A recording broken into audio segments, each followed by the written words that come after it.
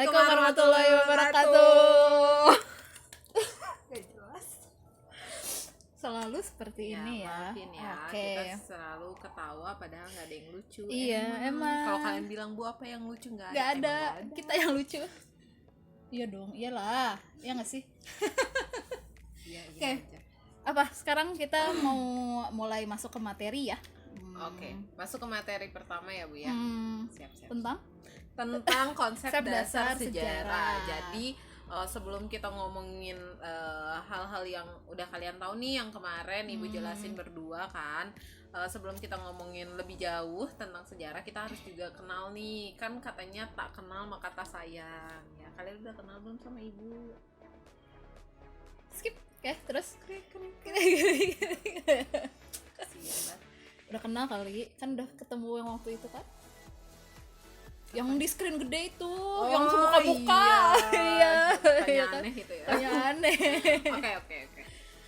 Kita mau bahas mengenai konsep dasar sejarah ya Bu ya. Yes, konsep dasar apa ya namanya ya? Namanya semua ilmu juga pasti ada dasarnya ya, supaya menjadi salah satu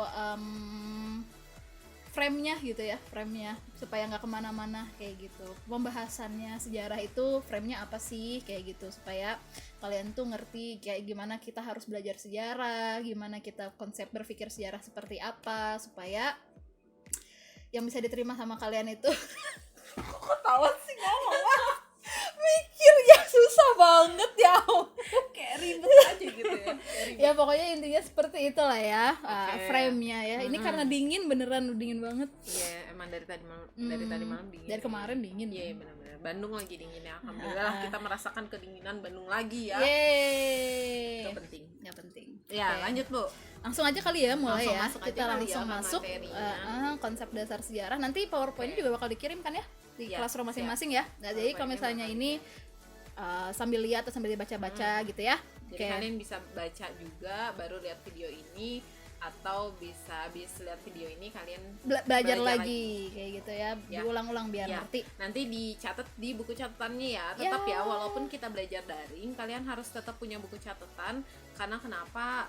Itu salah satu cara biar kalian juga ingat sama materinya. Betul. Gitu ya. Jadi apa yang Ibu sampaikan nggak kebuang gitu aja. Ya, jadi mendengar, mencatat, menulis ya. Jadi Iya. dan membaca, itu udah pasti bakal nempel di otak kalian. Oke?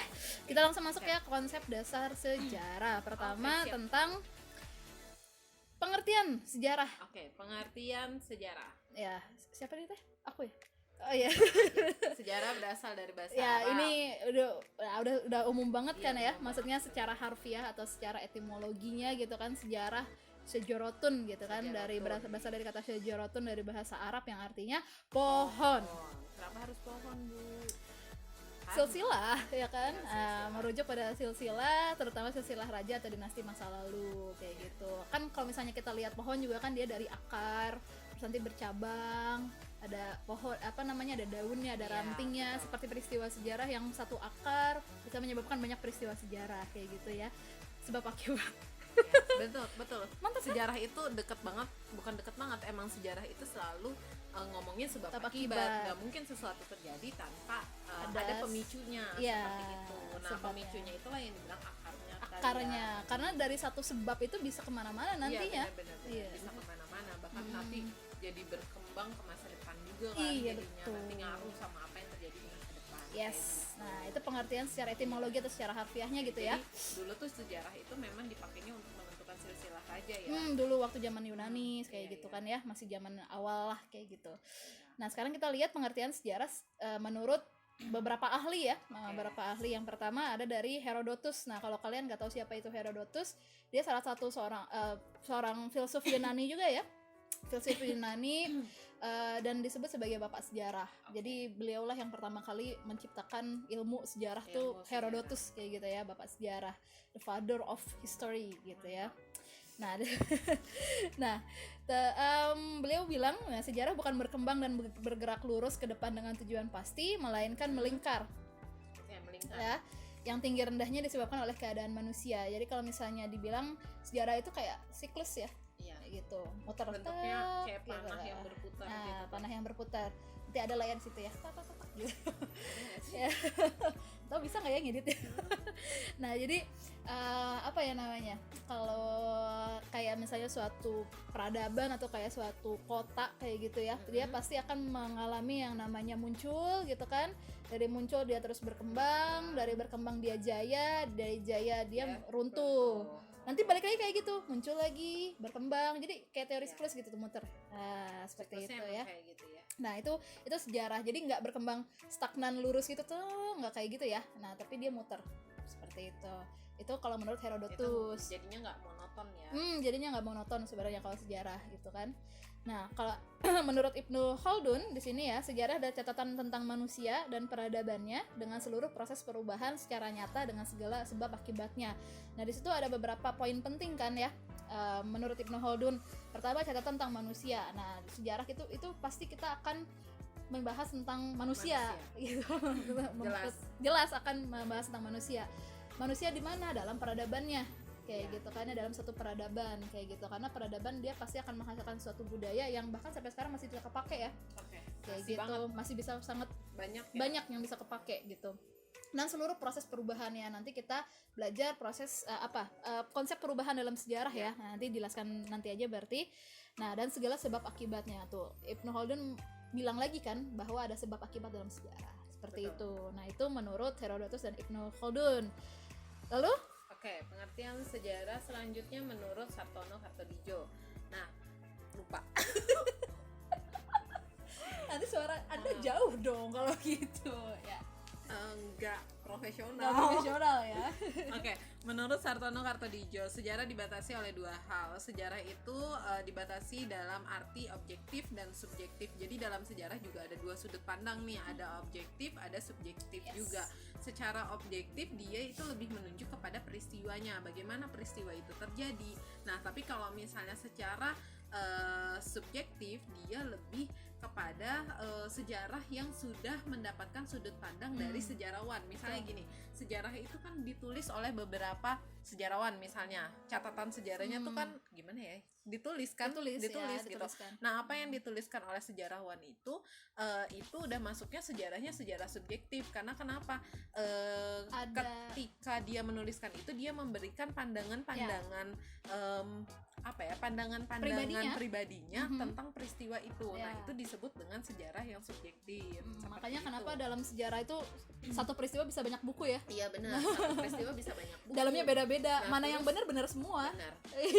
Karena ngelihatnya dari beberapa sudut pandang gitu. Kan kalau misalnya kita ngeliat satu peristiwa, kita nggak bisa ngelihat dari satu sudut pandang aja sebenarnya ya. Ini sama kayak prinsip aja sih sebenarnya. Ketika kamu ada masalah juga, atau ketika kamu ada satu kejadian, kamu nggak bisa ngelihat dari sudut pandang kamu aja, kamu juga harus ngelihat dari sudut pandang orang lain juga kayak apa. Nah, sejarah itu kayak gitu sama.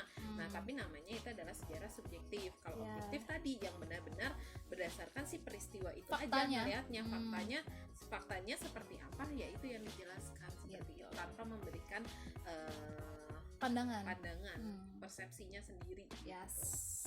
Itu tadi. Terus menurut Muhammad Yamin yang keempat ya, sejarah adalah ilmu pengetahuan yang disusun atas hasil penyelidikan dari berbagai peristiwa yang dapat dibuktikan kebenarannya. Ini yang tadi Ibu bilang bahwa sejarah itu peristiwanya harus dilihat juga faktanya, buktinya, faktanya, datanya itu seperti apa. Nah, peristiwanya juga disesuaikan dengan datanya, faktanya seperti itu ya. Dan mungkin ditekankan di situ ada dibuktikan kebenarannya. Iya benar, dibuktikan kebenarannya kayak gitu. Jadi harus benar-benar ya, gitu. Harus benar-benar gitu. Ya sejarah seharusnya benar. Dituliskannya benar. Iya, dituliskannya benar seharusnya. Nah, kalau menurut Muhammad Yamin ya, nah itu pengertian sejarah kayak gitu ya. Mungkin kalau ada pertanyaan nanti bisa diskusikan di forum Classroom ya. Forum Classroom. Jadi kalian jangan malu bertanya untuk di Classroom. Jadi tolong diramaikan Classroomnya gitu. Jangan. Jadi Ibu nggak kayak ngajar sendiri gitu ya. Ngajar sama laptop doang. Maksudnya kayak bingung manusia yang diajarnya mana gitu ya. Jadi tolong kasih komentar kalian atau kasih pandangan kalian juga boleh mengenai sejarah atau mengenai apapun, atau misalnya kalian mau bertanya juga silakan di Classroom ya. Oke, gitu. Kita lanjut. Ada konsep ya, konsep apa sih yang dibahas dalam sejarah tuh? konsep manusia, ruang dan dan waktu. Jadi apa ya, cakupan kali ya, cakupan sejarah itu membahasnya adalah manusia dan pasti ya ada ruangnya, tempatnya maksudnya, dan ada waktunya dalam itu sejarah. selalu ada ya. Selalu ada, pasti harus ada. Jadi pertama kita ngejelasin sejarah pasti siapa orangnya ya nggak Iya, sih, betul. ya, tokohnya siapa yang berperan penting kayak gitu kan. Terus ruangnya di mana gitu kan, tempatnya di mana, waktunya kapan, pasti kan kayak gitu ya kalau sejarah ya. Misalnya contohnya mengenai proklamasi kemerdekaan ya, di sini manusianya ada Soekarno dan Hatta kayak gitu ya. Ruangnya di mana? Oh, proklamasi itu Jalan Pegangsaan Timur nomor 56 Jakarta kayak gitu kan.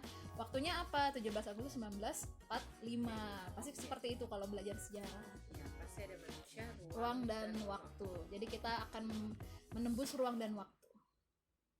Time slip. Lorong waktu. Gak tahu ya kalian. Ya. Atau ya? Yaudah. Masa kecil emang belum ada waktu kecil. Gak ada. Ya. Gak ada. Nah, Oke, untuk pembahasan di minggu ini, di video ini kita cukupkan sampai di sini dulu aja kali ya Bu ya.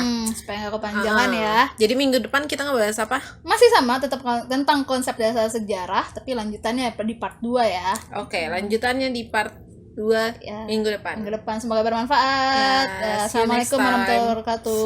Assalamualaikum warahmatullahi wabarakatuh. Oke, cut.